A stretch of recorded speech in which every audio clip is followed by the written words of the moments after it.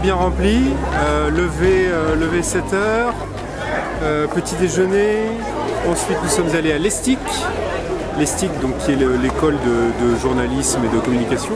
Lorsque nous étions dans cette école il y a une quarantaine d'années, nous faisions le choix entre la radio, la télévision et la presse écrite. Mais on s'est dit, il faut que l'on laisse au marché du travail la liberté d'orienter les uns et les autres, dont nous leur donnons la même formation en presse écrite, en journalisme de radio ou de télévision, et de plus en plus dans les nouveaux médias. Il y a eu une causerie devant une salle pleine de jeunes étudiants, une causerie qui portait sur les métiers de l'édition. C'est très intéressant.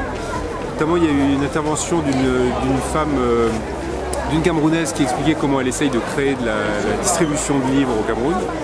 C'était vraiment passionnant, il y a eu pas mal de questions d'étudiants, c'est chouette.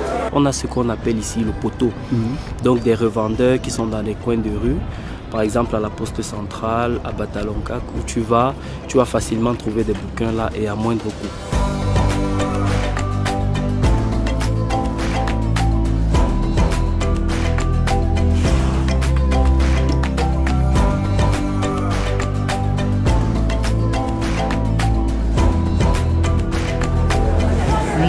Pause pour déjeuner, puis il y a eu retour à l'ESTIC, pour cette fois une causerie où je me suis retrouvé sur le devant de la scène en compagnie de la star de ce festival qui est Catherine Fruchon-Toussaint des RFI.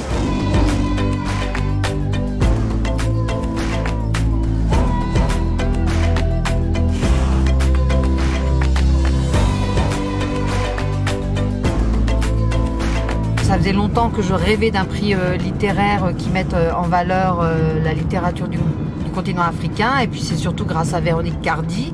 Et quand elle est arrivée aux éditions Lattès, quand elle a pris la direction de la maison, elle a rencontré Anne-Sophie Stefanini qui elle aussi avait ce tropisme pour la littérature du continent africain. Elle nous a mis en contact et toutes les trois, très vite, on a monté ce prix. Très vite, on a invité la Cité internationale des arts de Paris dirigée par Bénédicte Alliot. Le jury a été constitué et franchement c'est un prix qui s'est créé avec beaucoup de fluidité, beaucoup de facilité, beaucoup d'enthousiasme. Et puis en fin de journée, là c'était l'apothéose avec la remise officielle du prix Voix d'Afrique 2024.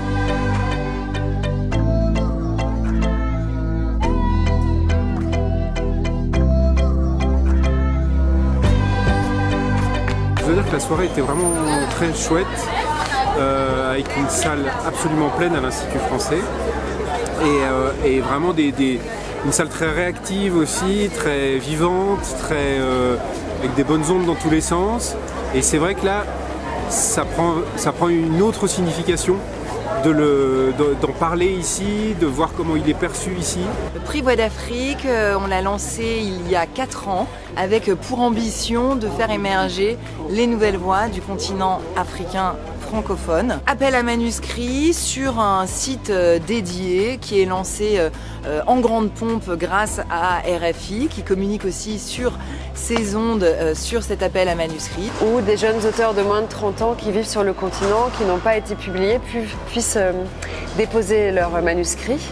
Et puis un jury composé d'écrivains, de journalistes, de professionnels de l'édition ou de la culture, de grandes institutions culturelles, choisit parmi ces finalistes le lauréat.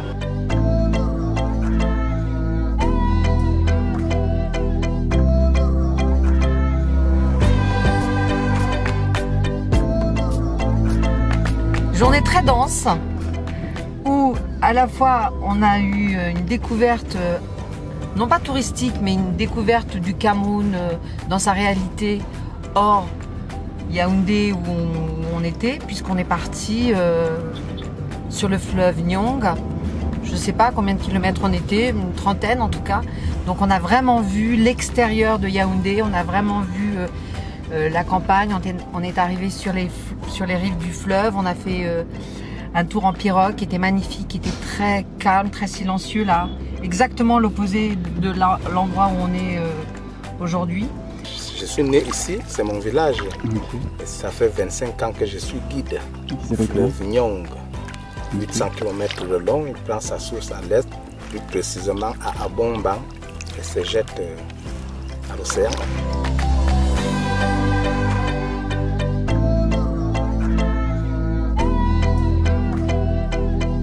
Ensuite, on est vite rentré pour faire connaissance de Nincemont Fallet, le lauréat du prix Voix d'Afrique qui venait d'arriver d'Abidjan. On a fait une belle interview qui va être diffusée sur RFI. Bonjour, je suis Nincemont Fallet, le dernier lauréat du prix Voix d'Afrique. J'ai 22 ans, je suis originaire de la Côte d'Ivoire. J'ai enfin un peu finalisé mon manuscrit, qui est d'ailleurs le premier roman que j'écris, le premier roman que je termine et le premier roman qui est lu par quelqu'un d'autre que ma famille.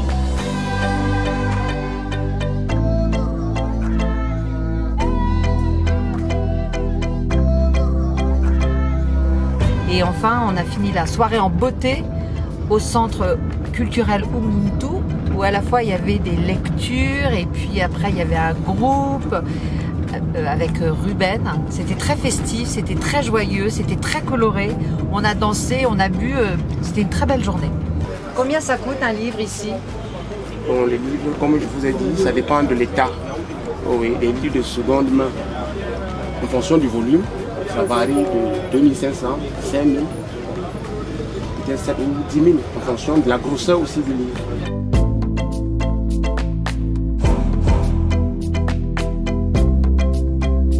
Je suis partie à l'université Yaoundé 1, qui est la première université du Cameroun et du continent, donc, et qui est où on avait une table ronde avec Véronique Hardy des éditions Lattès sur la direction d'entreprises culturelles en France. Et face à un public d'étudiants, mais aussi de professeurs de l'université, c'était formidable. Les instituts français du Cameroun nous ont proposé une sorte de carte blanche pour cette remise qui s'inscrit dans le cadre de la Semaine des littératures africaines. Donc on a conçu un programme de rencontres, de discussions à l'université, dans des lycées, dans des centres culturels, dans les instituts français, pour célébrer à la fois le prix Voix d'Afrique et les littératures africaines sous toutes leurs formes.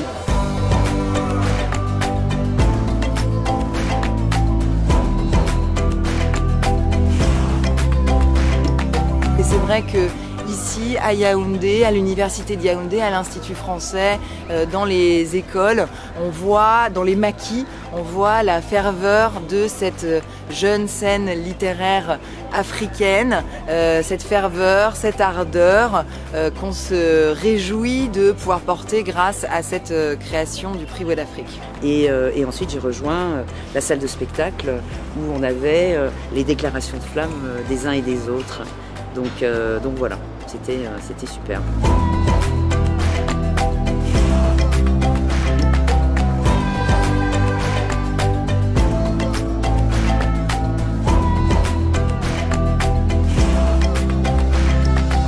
Je me disais, ce serait bien quand même d'avoir un roman qui parle des jeunes, qui parle de volonté, qui parle de résilience, qui parle de la difficulté, mais de l'effort aussi, et donner l'impression à ces jeunes-là qu'ils sont vus, qu'ils sont reconnus. Pour moi, c'était important.